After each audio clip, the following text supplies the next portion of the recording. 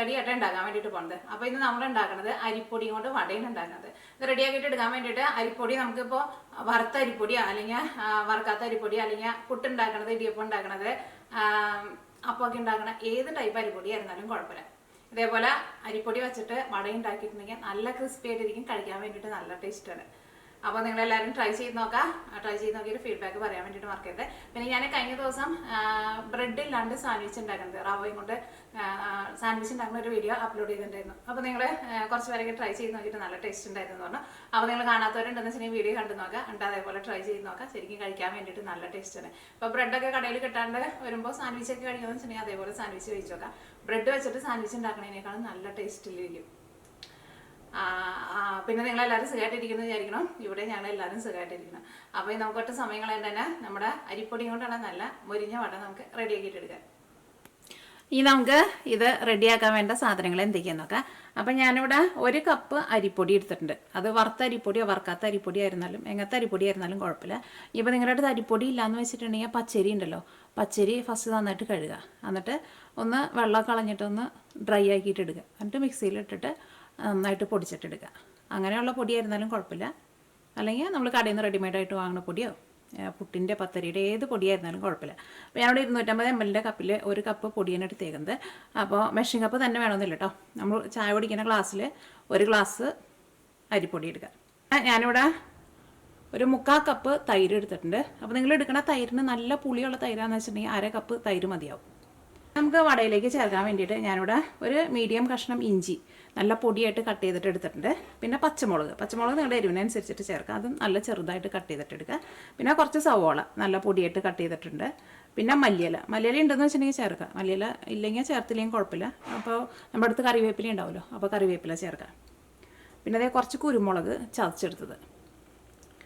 അപ്പോൾ എൻ്റെ മിക്സിങ് റെഡിയാക്കാൻ വേണ്ടിയിട്ട് എന്ത് ചെയ്യണമെന്ന് വെച്ചിട്ടുണ്ടെങ്കിൽ ഒരു പാത്രം എടുക്കുക. ഇതിലേക്ക് നമ്മളെടുത്ത് വെച്ചേക്കണ അരിപ്പൊടി ഉണ്ടല്ലോ, അരിപ്പൊടി 1 കപ്പ് അരിപ്പൊടി ചേർക്കുക. 3/4 കപ്പ് തൈര് ചേർക്കുക. അപ്പോൾ നല്ല പുളിയുള്ള തൈരാന്ന് വെച്ചിട്ടുണ്ടെങ്കിൽ അത്രയ്ക്ക് ചേർക്കണ്ട കേട്ടോ, 1/2 കപ്പ് തൈര് മതിയാവും. ഇതിലേക്ക് ഇഞ്ചി ചേർക്കുക, പച്ചമുളക് ചേർക്കുക. ഇതൊന്നും നമ്മളിപ്പോൾ ചേർക്കണില്ല കേട്ടോ, പിന്നെ ചേർക്കാം. നമുക്ക് കുരുമുളകും ഇപ്പോൾ ചേർക്കണില്ല. ഇത് 3 നമുക്ക് പിന്നെ ചേർക്കാം. ഇനി ഇതിലേക്ക് നമുക്ക് വെള്ളം ചേർക്കാം. അപ്പം നമ്മൾ അരിപ്പൊടി എടുത്തേക്കണം സെയിം കപ്പിൽ തന്നെ 1.5 കപ്പ് വെള്ളം ചേർക്കണം. 1/2 കപ്പും കൂടിയും ചേർക്കാം. ഇനി ഇതിലേക്ക് ആവശ്യത്തിന് ഉപ്പ് ചേർക്കാം. ഒറ്റയടിക്ക് ഉപ്പ് മുഴുവൻ ചേർക്കണ്ട കേട്ടോ. ഫസ്റ്റ് എല്ലാം കൂടിയിട്ട് മിക്സ് ചെയ്ത് കഴിഞ്ഞിട്ട് പിന്നെ ടേസ്റ്റ് നോക്കിയിട്ട് നമുക്ക് ഉപ്പ് അതനുസരിച്ചിട്ട് ചേർക്കാമല്ലോ. ഇനി ഇതെല്ലാം കൂടിയിട്ട് നന്നായിട്ട് മിക്സ് ചെയ്യുക. ഞാൻ ഇതിൻ്റെ ഉപ്പ് നോട്ടെ കേട്ടോ. ഉപ്പൊക്കെ നല്ല കറക്റ്റ് പാകമായിട്ടുണ്ട്. അപ്പോൾ ഇതേപോലെ ഇങ്ങനെ വെള്ളം പോലെ എടുക്കണം കേട്ടോ. അപ്പോൾ നിങ്ങൾ വിചാരിക്കും വട ഇനി ഇത് വെച്ചിട്ട് എങ്ങനെ ഉണ്ടാക്കാമെന്ന്. ഇനി നമ്മളിത് എന്ത് ചെയ്യുന്നത് വെച്ചിട്ടുണ്ടെങ്കിൽ ഇത് അടപ്പത്ത് വെച്ചിട്ട് നമ്മളിത് കുറുക്കിയിട്ട് നല്ല തിക്കാക്കിയിട്ട് എടുക്കണം. അങ്ങനെ നമ്മൾ വട ഉണ്ടാക്കിയിട്ടുണ്ടെങ്കിൽ നല്ല സോഫ്റ്റ് ആയിട്ടിരിക്കും, കഴിക്കാനാന്ന് വെച്ചിട്ടുണ്ടെങ്കിൽ നല്ല ടേസ്റ്റ് ആയിരിക്കും. അപ്പോൾ ഇത് നമുക്ക് അടപ്പത്തേക്ക് വയ്ക്കാം. ഇനി തീ ഓണാക്കട്ടെ. ഇനി നമ്മൾ നിർത്താണ്ട് ഇളക്കി കൊടുത്തുകൊണ്ടിരിക്കണം. നല്ല തിക്കായിട്ട് വരണം. നിങ്ങൾ തൈര് ചേർക്കുമ്പോൾ ഞാൻ പറഞ്ഞല്ലോ നല്ല പുളിയുള്ള തൈരാന്ന് വെച്ചിട്ടുണ്ടെങ്കിൽ ഫസ്റ്റ് നിങ്ങൾ കുറച്ച് ചേർക്കാം. അപ്പോൾ നിങ്ങൾ അതനുസരിച്ചിട്ട് വെള്ളം കൂടുതൽ ചേർക്കേണ്ടി വരും. എന്നിട്ട് മിക്സ് ചെയ്ത് കഴിഞ്ഞിട്ട് നമ്മൾ ഒരു ചെറുതായിട്ടൊരു പുളി രസം വേണം, ഭയങ്കര പുളി വേണ്ട. അപ്പോൾ അതനുസരിച്ചിട്ടുള്ള തൈര് ചേർത്ത് കൊടുത്താൽ മതി.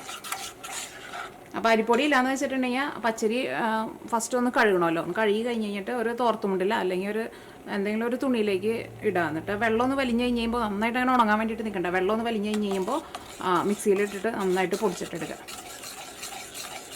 പിന്നെ ചെറുതായിട്ട് അത്രയ്ക്ക് നൈസായിട്ട് പൊടിഞ്ഞില്ലെങ്കിൽ കുഴപ്പമില്ല, ചെറിയ തരി ഉണ്ടെങ്കിൽ കുഴപ്പമില്ല. നമ്മളിത് കുറുക്കിയിട്ട് എടുക്കുമ്പോൾ അത് ശരിയായിട്ട് വന്നോളൂ. ഇത് നമ്മൾ നിർത്താണ്ട് ഇളക്കി കൊടുത്തോണ്ടിരിക്കണം. കാരണം ഇതങ്ങോട്ട് നന്നായിട്ട് ചൂടായിട്ടുണ്ടെങ്കിൽ പെട്ടെന്ന് അങ്ങോട്ട് തിക്കാവും. അപ്പോൾ പിന്നെ പെട്ടെന്ന് അടിയിലും പിടിക്കും. അപ്പോൾ പിന്നെ നിർത്താണ്ട് ഇളക്കി കൊടുത്തോണ്ടിരിക്കുക. ഒരുപാട് നേരം ഇളക്കേണ്ട ആവശ്യമില്ല. പെട്ടെന്ന് ഒന്ന് ചൂടായി കഴിഞ്ഞിട്ടുണ്ടെങ്കിൽ പെട്ടെന്ന് അങ്ങോട്ട് തിക്കായിക്കോളും. ഇനി ഇതിലേക്ക് നിങ്ങൾക്ക് കായത്തിൻ്റെ ടേസ്റ്റ് ഇഷ്ടമാണെന്ന് വെച്ചിട്ടുണ്ടെങ്കിൽ നിങ്ങളുടെ ടേസ്റ്റിനനുസരിച്ചിട്ട് കുറച്ച് കായം കൂടി ചേർത്ത് കൊടുക്കുക. അതിപ്പോൾ ചേർക്കണ്ട.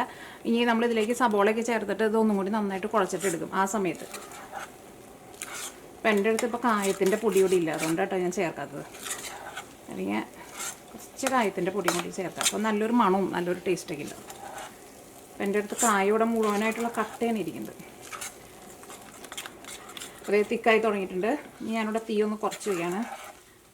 ഇത് നല്ല തിക്കായിട്ട് വരണം കേട്ടോ. ഇതേപോലെ ഇങ്ങനെ ആകുമ്പോൾ തന്നെ എടുക്കരുത്. നല്ല ഡ്രൈ ആയിട്ട് ഇങ്ങനത്തെ വെള്ളമൊക്കെ വലിഞ്ഞിട്ട് നല്ല തിക്കായിട്ട് വരണം. പാത്രത്തിൽ മുട്ട ഒട്ടി പിടിക്കാണ്ട് നമുക്കിങ്ങനെ ഇളക്കാൻ വേണ്ടിയിട്ട് പറ്റുന്നത്. ഇപ്പോൾ ചെറുതായിട്ട് ഇങ്ങനെ പാത്രത്തിൽ പിടിക്കുന്നില്ലേ,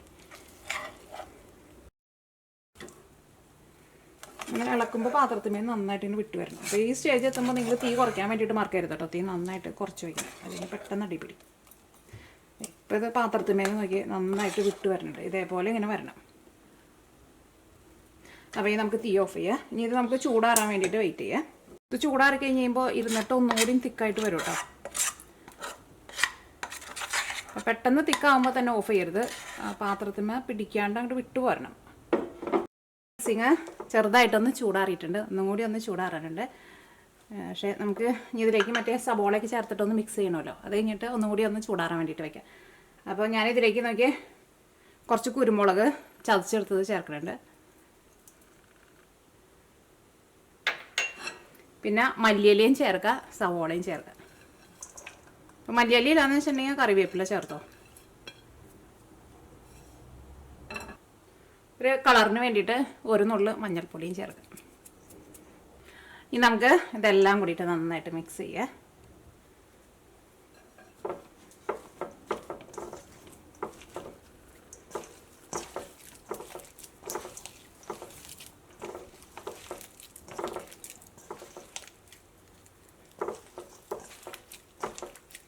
ഇനി നിങ്ങൾ ഇതിൻ്റെ ടേസ്റ്റ് നോക്കിയിട്ട് നിങ്ങൾക്ക് ഇതിലേക്ക് ഉപ്പ് വേണമെന്ന് വെച്ചിട്ടുണ്ടെങ്കിൽ നിങ്ങളുടെ ടേസ്റ്റിനനുസരിച്ചിട്ട് ഉപ്പ് ചേർക്കുക.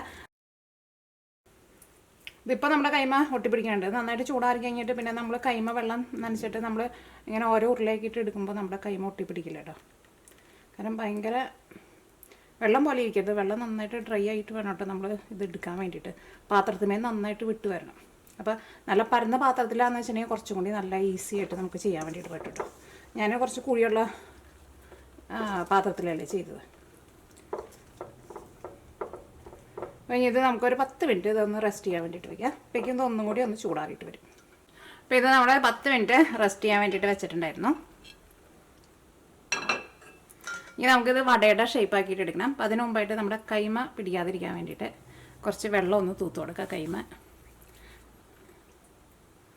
ഇനി ഇതിൽ നിന്ന് നമുക്ക് ഓരോ ഉരുളയാക്കിയിട്ട് എടുക്കുക. കയ്യിൽ വെച്ചിട്ട് ഇതേപോലെ ഉരുട്ടുക, എന്നിട്ട് വടയുടെ ഷേപ്പ് ആക്കിയിട്ട് എടുക്കുക.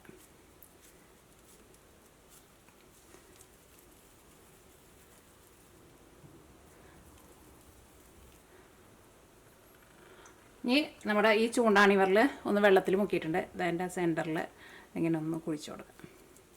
അപ്പോൾ നമുക്ക് വടയുടെ ഷേപ്പായിട്ട് വരും.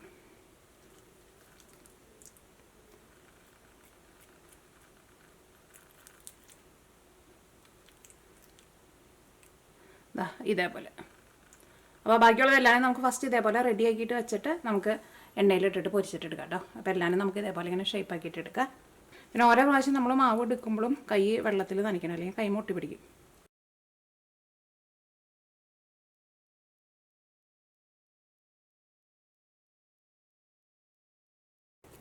കൈമ അങ്ങനെ പിടിക്കേണ്ടതെന്ന് പറഞ്ഞിട്ട് നിങ്ങൾ സെപ്പറേറ്റ് വേറെ അരിപ്പൊടി എടുത്തിടരുത് കേട്ടോ. അപ്പോൾ നമ്മുടെ വട ടേസ്റ്റ് ഉണ്ടാവില്ല. അപ്പോൾ നമ്മുടെ വട എല്ലാവരും ഫ്രൈ ചെയ്തിട്ട് എടുക്കാൻ വേണ്ടിയിട്ട് റെഡി ആയിട്ടുണ്ട്. നല്ല സുന്ദരക്കിട്ടപ്പന്മാരായിട്ട് ഇരിക്കണില്ലേ. ഇവരെ നമുക്ക് ഫ്രൈ ചെയ്തിട്ട് എടുക്കാം കേട്ടോ. ഇനി ഇത് ഫ്രൈ ചെയ്തെടുക്കാൻ വേണ്ടിയിട്ട് ഒരു പാൻ വെച്ചിട്ട് ചൂടാക്കുക. ഇതിലേക്ക് നമുക്ക് ആവശ്യത്തിന് ഓയിൽ ചേർക്കാം. ഇപ്പോൾ നമ്മുടെ ഓയിൽ നന്നായിട്ട് ചൂടായിട്ടുണ്ട്. ഇനി ഇത് നമുക്ക് ഓരോന്നായിട്ട് ഓയിലിലേക്ക് ഇടാം. തീ നന്നായിട്ട് കൂട്ടി തന്നെ വയ്ക്കാം, തീ കുറച്ച് വയ്ക്കണ്ടേ. കാരണം ഇതിനകത്ത് ഇനി ഒന്നും വേവാനൊന്നും ഇല്ലല്ലോ. ഇത് നമുക്ക് നന്നായിട്ട് മൊരിയിച്ചിട്ട് എടുത്താൽ മതിയല്ലോ. അപ്പോൾ തീ നന്നായിട്ട് കൂട്ടി തന്നെ വയ്ക്കാം. ഒരു സൈഡ് നന്നായിട്ട് മൊരിഞ്ഞ് കഴിഞ്ഞിട്ട് വേണം കേട്ടോ മറ്റേ സൈഡ് തിരിച്ചിടാൻ വേണ്ടിയിട്ട്. അല്ലെങ്കിൽ ചിലപ്പോൾ ഇത് അടിയിൽ പിടിക്കും. ഇത് ഇരുമ്പിൻ്റെ ചട്ടി ചെയ്തോണ്ട് നോൺ സ്റ്റിക്കിലൊന്നും അടിയിൽ പിടിക്കില്ല. പക്ഷെ എന്നാലും നന്നായിട്ട് മൊരിഞ്ഞ് കഴിഞ്ഞിട്ട് തിരിച്ചിട്ടാൽ മതി. ഇത് രണ്ട് സൈഡ് നന്നായിട്ട് മൊരിഞ്ഞിട്ടുണ്ട്, നല്ലൊരു ഗോൾഡൻ കളറായിട്ടുണ്ട്. ഇത് നമുക്ക് ഓയിലിൽ നിന്ന് എടുക്കാം. ഇത് ഞാനിവിടെ ഇരുമ്പിൻ്റെ ചീനച്ചട്ടി ആയതുകൊണ്ട് ഞാൻ നോക്കിയേ ഇതേപോലത്തെ നോൺ സ്റ്റിക്കിൻ്റെ ഇത് വെച്ചിട്ടോ ഫസ്റ്റ് ഇങ്ങനെ തിരിപ്പിച്ചിട്ട് എടുക്കുന്നത്. അല്ലെങ്കിൽ ചിലപ്പോൾ അത് അടിയിൽ പിടിക്കും. അടിയിൽ പിടിക്കാമല്ല, അതിങ്ങനെ സോഫ്റ്റായിട്ട് ഇരിക്കുമ്പോൾ ചിലപ്പോൾ അത് വിട്ടുപോകും. അങ്ങനെ വലിയ കുഴപ്പമുണ്ടാവില്ല. ഇപ്പോൾ നമ്മുടെ വടയെല്ലാം നമ്മൾ നന്നായിട്ട് മൊരിയിച്ചിട്ട് എടുത്തിട്ടുണ്ട്. ഇപ്പോൾ ഇത് നല്ല ക്രിസ്പി ആയിട്ട് ഇരിക്കും കേട്ടോ. കാണാൻ തന്നെ നല്ല ഭംഗിയുള്ളൂ. അപ്പോൾ നമുക്കിത് പറഞ്ഞൊന്ന് കഴിച്ച് നോക്കാം. കണ്ടോ? എല്ലാം മുരിയണ സൗണ്ടില്ലേ, നന്നായിട്ട് മുരിഞ്ഞിട്ടാണ് ഇരിക്കുന്നത്. ഇതും ഒരു ഗ്ലാസ് ചായയും കൂട്ടിയിട്ടാണ്ട് കഴിക്കാൻ വേണ്ടിയിട്ട് നല്ല ടേസ്റ്റായിരിക്കും. ഇതിൻ്റെ പുറത്ത് ഇതേപോലെ നന്നായിട്ട് മുരിഞ്ഞിരിക്കും, ഉള്ളിൽ ഇങ്ങനെ ചെറുതായിട്ട് ഇങ്ങനെ സോഫ്റ്റ് ആയിട്ടിരിക്കും. അപ്പോൾ നന്നായിട്ട് മുരിച്ചിട്ട് വേണം എടുക്കാൻ വേണ്ടിയിട്ട്. പിന്നെ ഒരു സൈഡ് നന്നായിട്ട് മുരിഞ്ഞ് കഴിഞ്ഞിട്ട് വേണം മറ്റേ സൈഡും തിരിച്ചിടാൻ വേണ്ടിയിട്ട്. ഓക്കെ, അതിൻ്റെ ഉള്ളിൽ ഇതാ അതേപോലെ ഇങ്ങനെ ഇരിക്കും. ഞാൻ ഒന്ന് കഴിച്ചോട്ടെ.